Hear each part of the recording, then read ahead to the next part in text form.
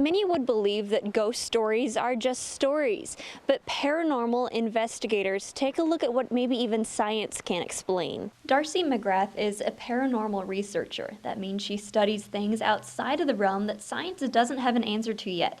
She says the public perception of the paranormal has changed during her 30 years as a researcher. Everyone's talking about it, and they have no problem coming up and sharing any of their stories with me, so it's kind of an exciting time.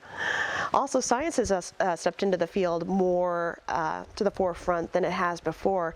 It used to be a taboo topic. McGrath is a member of the Rhine Research Center, the Windbridge Institute, a network investigator with the Office of Paranormal Investigation, and a paranormal studies class teacher at Kirkwood Community College. People that were taking my class, some of them really have some deep-seated personal and sometimes spiritual questions. She also works with engineers and psychologists who can sometimes give her an explanation for unusual things that happen and sometimes can't.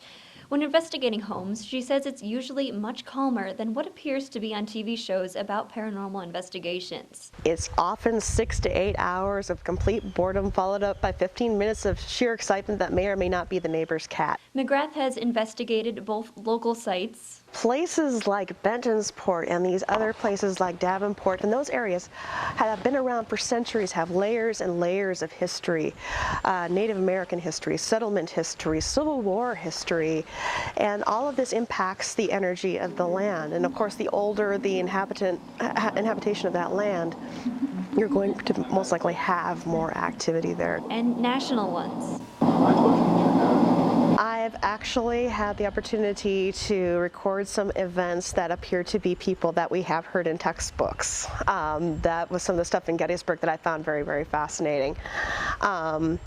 Does that mean that they're trapped there, that they're stuck there? Of course not.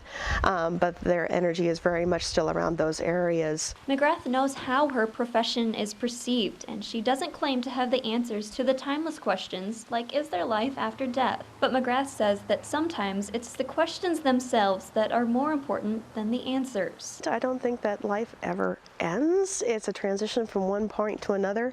Of course, it's open to a lot of interpretation as to what happens after you've passed on. Some people believe in reincarnation, that the soul comes back again, and we live more experiences again. But the field is pretty much open to that interpretation. Reporting for KTVO in Bentonsport, Iowa, I'm Jacqueline Schutte.